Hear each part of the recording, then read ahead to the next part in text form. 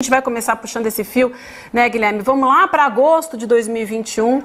Tem uma matéria do Financial Times que saiu esse ano, em junho, e que traz um fio mostrando a preocupação dos Estados Unidos. Vocês lembram disso? Porque a gente trouxe essa matéria em destaque na época, a preocupação com as eleições aqui no Brasil. O Jake Sullivan, ele que é o Conselheiro Nacional de Segurança do Biden, esteve no Brasil em agosto de 2021. As preocupações com o sistema eleitoral brasileiro e as eleições começaram ali naquele momento, depois elas foram fortalecidas, essas preocupações ficaram maiores logo depois da reunião dos embaixadores aqui com o Bolsonaro. E aí a gente tem essa matéria do Financial Times que fala dessa preocupação dos americanos, mas traz também, né, Guilherme, já o nome do almirante Garnier nessa matéria. Então parece que aconteceu uma reunião, né, aqui deixa eu ver se eu acho aqui exatamente o ponto, acabei perdendo, deixei separado. Guilherme, me ajuda, mas teve uma reunião aqui entre americanos e aí eles tiveram informação de fonte segura de alguém de dentro do governo brasileiro falando que nessas reuniões, já naquela época, quem estava mais alvoroçado, mais entusiasmado, não é isso, com um possível golpe, era justamente o almirante Garnier. Então, os Estados Unidos, vocês lembram que a gente tinha durante 2022 já várias matérias, várias delegações, várias conversas dos americanos também, no sentido de vamos respeitar o resultado das eleições no Brasil, porque já havia essa desconfiança e o nome dele já estava em pauta, não é isso, Guilherme? Me ajuda a puxar esse fio, porque não é de agora, gente, é um negócio que vem lá de trás. Pois é, Vivi, bom dia para você, bom dia, Edu, bom dia ao pessoal que nos assiste pelos diferentes canais do ICL. A reportagem do Financial Times disse que os militares americanos disseram aos militares brasileiros, e a reportagem cita isso no mesmo contexto que fala que dos três, o mais radical, o que mais tendia a uma ruptura, a topar uma ruptura, era o Almir Garnier. Os militares americanos disseram aos brasileiros que se houvesse qualquer tipo de ruptura democrática no Brasil, eles iriam romper a parceria de séculos, né, uma parceria muito antiga, entre as Forças Armadas americanas e as Forças Armadas brasileiras. E não haveria mais nenhum tipo de cooperação, de treinamento, de nenhum tipo de projeto conjunto entre as Forças Armadas americanas e brasileiras. E isso, segundo os diplomatas americanos e os, enfim, diferentes integrantes do governo americano ouvidos pelo Financial Times, isso foi uma das forças de dissuasão, dos instrumentos de dissuasão usados juntos aos militares brasileiros para que eles não embarcassem numa aventura golpista. E isso aqui no Brasil também ressoou e também circulou a informação de que essa pressão estava acontecendo, quer dizer, não era apenas uma coisa da diplomacia americana, não era uma coisa apenas da Casa Branca, do Departamento de Estado, mas que os militares americanos também se envolveram nisso, em fazer essa pressão junto aos militares brasileiros, de ameaçar uma ruptura com as Forças Armadas com que o Brasil mais colaborou na sua história. Historicamente, as Forças Armadas americanas são as principais parceiras das Forças Armadas brasileiras. E ter a ameaça dessa ruptura teria sido um fator de dissuasão junto aos militares brasileiros. E o Almir Garnier, ele nessa reportagem é citado, mais uma vez, como na imprensa brasileira também era. Vamos lembrar que a gente no final do governo, a imprensa noticiou diversos movimentos do Garnier, de que ele não aceitava ser comandante militar sob o Lula, de que ele entregaria o comando antes, de que ele não passaria o comando para o seu sucessor, o atual almirante Olsen.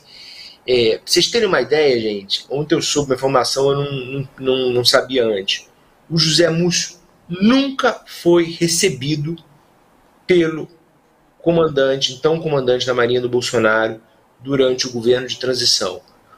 O Garnier nunca quis receber o Múcio. O Múcio se tornou ministro da Defesa e só foi se reunir com alguém da Marinha já no cargo, porque antes o Garnier impedia qualquer integrante do almirantado de se reunir com o Múcio ou com qualquer integrante do governo Lula. Ou seja, na Marinha não houve nenhum tipo de passagem de comando, de passagem de informações. Chega a ser de uma irresponsabilidade para quem se diz patriota tremenda, porque imagina o país como estaria vulnerável naquele momento se houvesse algum incidente para que a Marinha de fato fosse útil.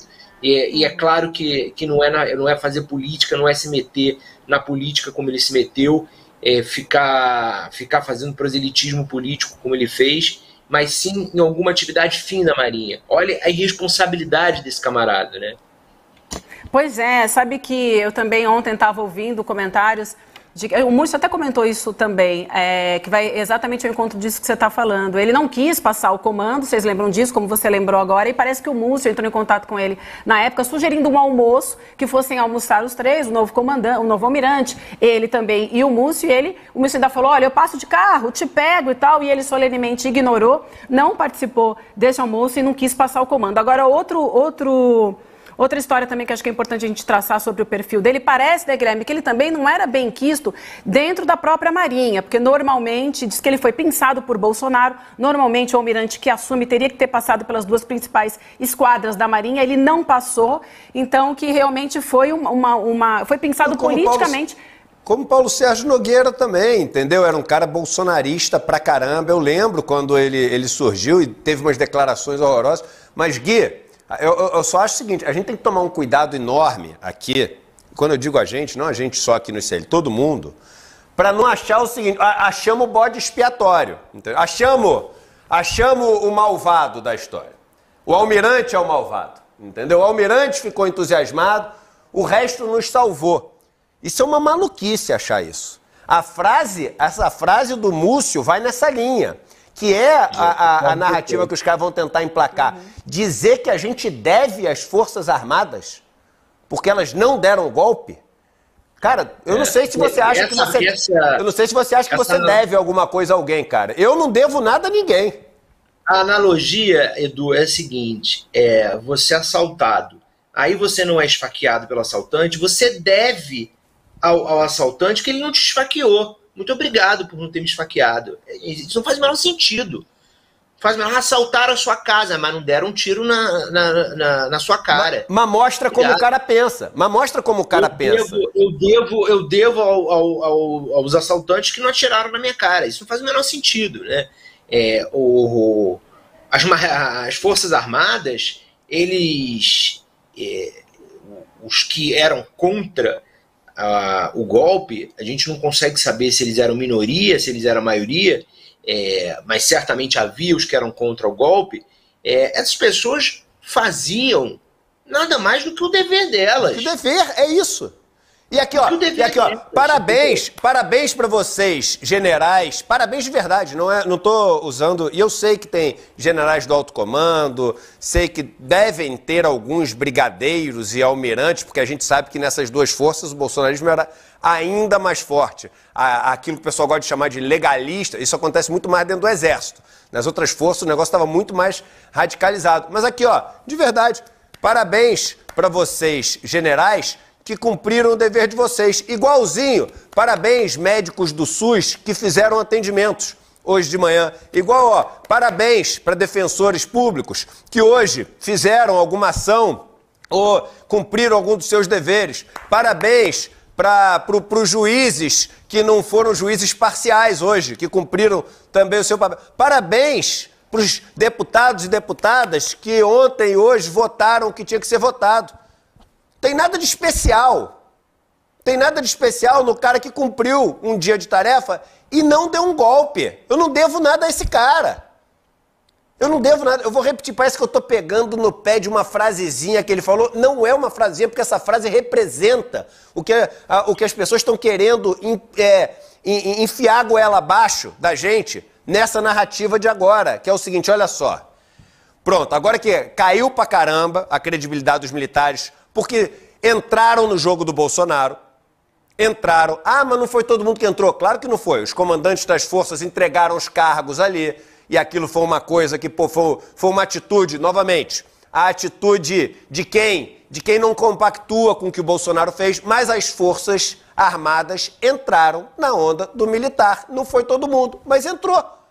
E se entrou, o que aconteceu? A credibilidade piorou. Aí agora estão querendo vender uma historinha que, olha só, como não teve golpe, pô, vamos dar credibilidade de volta e agora a gente está devendo uma para eles.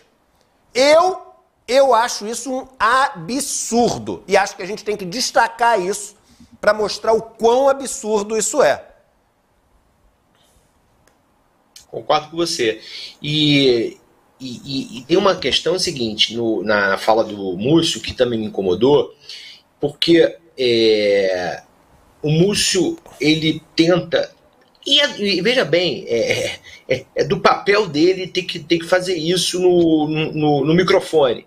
Ele tenta colocar água na fervura e dizer que isso não tem nada a ver com a cúpula atual, com quem está na ativa. Isso é uma coisa do passado, de comandantes passados. Muito bem. O almirantado, que é como a gente chama o comando da Marinha, né? No Exército a gente chama alto comando do Exército. Na Marinha a gente chama almirantado, que é o comando da Marinha. Ele tem 8 membros. Sempre é o comandante da vez, né, nesse caso o Olsen, mais 7. Desses 8 integrantes, incluindo o Olsen, 7, ou seja, quase 90%, 87,5%, 7 de 8 integrantes do almirantado estavam no mesmo lugar no momento que o Almir Garnier teve essa reunião com o Bolsonaro e deu o ok golpista para o Bolsonaro. Aí a pergunta que o Garnier tem que responder, e essas pessoas têm que responder, é a seguinte: o ok que o Garnier deu ao Bolsonaro foi respaldado pelo almirantado? Porque é pouco crível que o comandante da Marinha fosse virar para o presidente da República e dizer: a Marinha está com o senhor, a gente topa avançar nisso de afastar ministro do STF, enfim, fazer tudo aquilo, se ele não tivesse o aval do almirantado. Porque quem manda de fato nos comandos é o comandante, mas ele não faz isso sozinho. Ele não faz isso sem respaldo. Ele faz isso respaldado, no caso do Exército, pelo alto comando, no caso da Aeronáutica também por seu alto comando, e no caso da Marinha pelo almirantado. Então esses 7 dos 8 integrantes atuais da cúpula da Marinha estavam naquele momento no mesmo lugar. Em nenhum momento o Garnier tratou disso com eles, em nenhum momento o Garnier falou para eles: olha, o presidente da República propôs isso, a gente está com ele ou não está? É muito inverossímil que isso não tenha sido discutido nas reuniões do almirantado. Por quê? Porque não adiantava o Garnier dizer isso da cabeça dele, se não houvesse lastro. Do que adianta? Imagina se nessa reunião o Garnier diz: presidente, tamo junto. Aí o Marco Antônio Freire Gomes do Exército diz: presidente, tamo junto. O Carlos Batista da Aeronáutica disse a mesma coisa: tamo junto, vamos supor, né? Segundo o relato do Cid, não foi isso que aconteceu. Se essas pessoas não têm o respaldo dos seus altos comandos, no caso do Exército, da Aeronáutica, e de seu almirantado, no caso da Marinha, do que adianta? Assim, é muito plausível que, ao dizer para o Bolsonaro: topamos, a Marinha está com o senhor, o Garnier estava falando em nome dos outros almirantes também. É muito plausível isso, muito plausível.